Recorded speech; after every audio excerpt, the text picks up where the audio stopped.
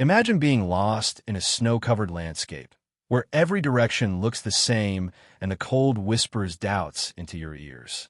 You don't know where to go or who to trust. You're alone until a voice speaks. It's warm, curious, and oddly obsessed with cake. And just like that, your journey begins, not just across a landscape, but through the wilderness of the heart. Welcome to the magical, soul-stirring world of the boy, the mole, the fox, and the horse. This isn't your typical story.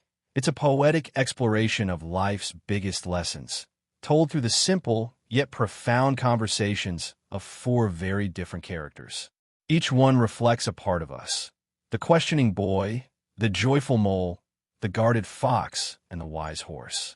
Together, they journey through fears, doubts, laughter, tears, and ultimately love. In today's video, we'll walk alongside them through every step of their snowy path. This isn't just a summary. It's a full experience, capturing the heart of Charlie Mackesy's storytelling.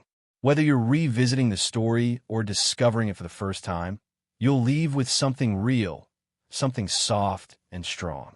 So grab your favorite drink, wrap yourself in a blanket, and let's explore a world where kindness reigns, friendship heals, and every step forward matters. Chapter 1. The Boy Meets the Mole. Our story opens with a boy, small, quiet, and very much alone. He doesn't know where he is or where he's going. Snow crunches beneath his feet. Silence surrounds him. Then a voice cuts through the stillness. "Hello," says the mole. From the moment they meet, the boy and the mole strike an unusual but heartwarming friendship. The boy admits he's lost. The mole doesn't seem too concerned about that. Instead, he asks the most important question: what do you want to be when you grow up? Kind, the boy answers. That one word, kind, lays the foundation for the rest of the story. The mole is full of simple wisdom, funny quirks, and a lot of love for cake. When the boy worries about his future, the mole gently reminds him that sometimes following what feels right is more important than knowing the final destination. They come across a tree, which the mole mistakes for cake. He's disappointed, but quickly recovers, climbing it to scout for a river. Why? Because an old mole once said that rivers lead you home. The mole's playfulness makes the boy smile. But more than that, his presence eases the burden of loneliness.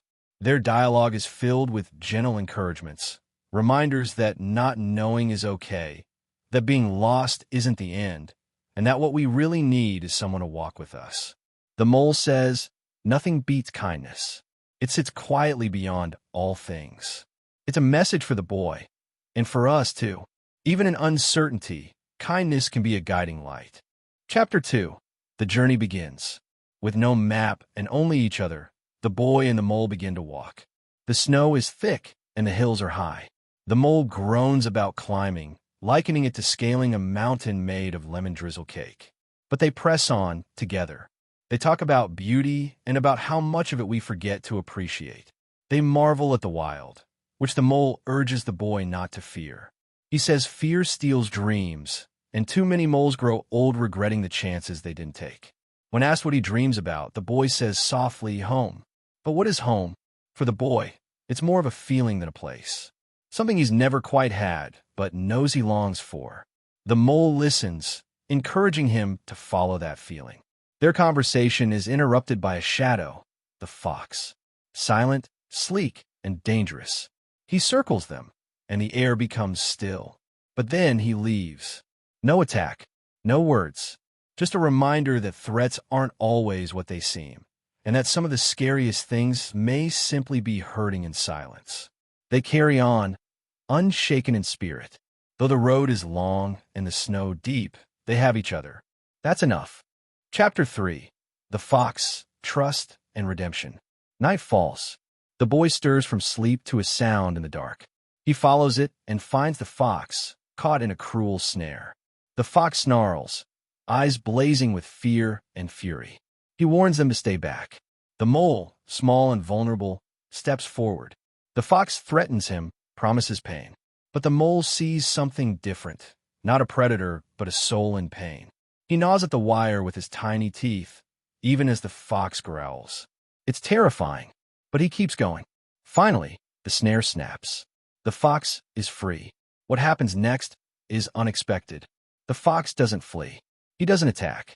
He stays quiet but close. From that moment on, he joins their journey. Still silent, still cautious, but no longer alone. This powerful moment teaches us about trust, about how acts of selfless kindness can break through walls built from pain. The fox, once dangerous, becomes a companion. He's proof that even the most wounded among us can heal with patience and love.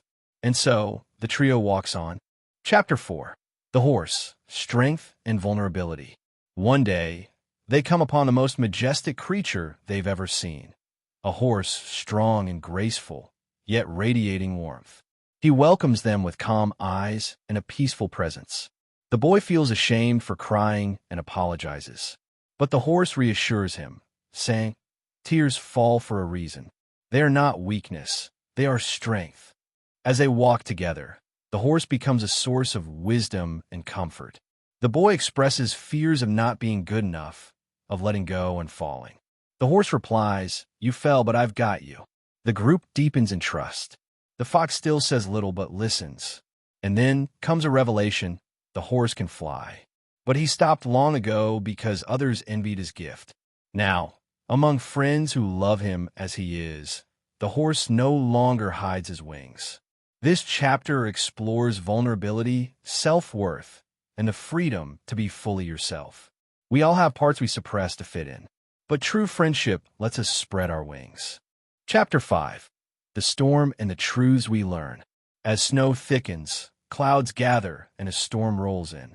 The group loses sight of the light they've been following. Hope starts to fade. The boy, exhausted and discouraged, feels lost again. "I don't think I can do this," he whispers. But the horse speaks. "When the big things feel out of control, focus on what you love right under your nose." The storm tests them. The wind howls, the snow blinds, and fear grows. But so does their bond. They stay close, sheltering one another with warmth, words, and presence. The fox, usually silent, finally speaks. "Sometimes I feel I have nothing interesting to say," he admits. The horse smiles. Being honest is always interesting. The boy asks the horse, "What's the bravest thing you've ever said?" "Help," replies the horse. That one word holds so much power.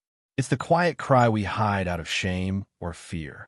But it's also the very thing that leads us to healing. Asking for help is not weakness. It's courage in its rawest form.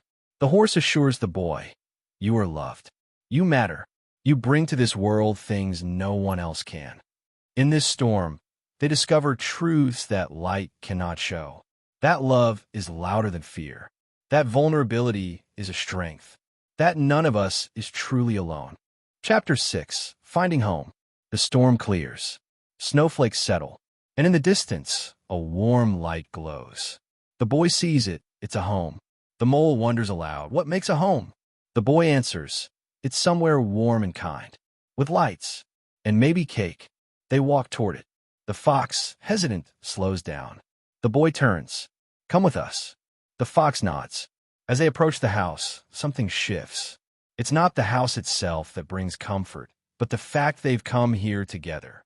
Through danger, doubt, and darkness, they've formed something real. The boy turns to the horse. "You know all about me?" "Yes." "And you still love me?" "We love you all the more." The horse opens his wings, not to fly, but to wrap them all in an embrace. They found home, not a structure, but each other. Home, as it turns out, is made of moments, of trust, of shared tears and laughter. What does it mean to find home? Is a place? A person? A feeling? Through this gentle tale, we learn that home can be all of these and more. It's the safety of being known, the peace of being accepted, the joy of walking with others who care. The boy, the mole, the fox, and the horse reminds us that in a world filled with noise, the quiet things matter most. A kind word, a moment of honesty, the strength to say, "I need help." We are reminded that kindness is never wasted, that bravery often looks like vulnerability, that every one of us, no matter how small, makes a huge difference. So as we close this journey, Hold tight to the lessons. Be kind. Listen more. Love deeply. And never be afraid to ask for help. Thank you for joining us. If this story touched you, share it with someone who needs it. And remember, you are loved, you are needed, and you are enough, just as you are. Until next time, take care and keep walking forward.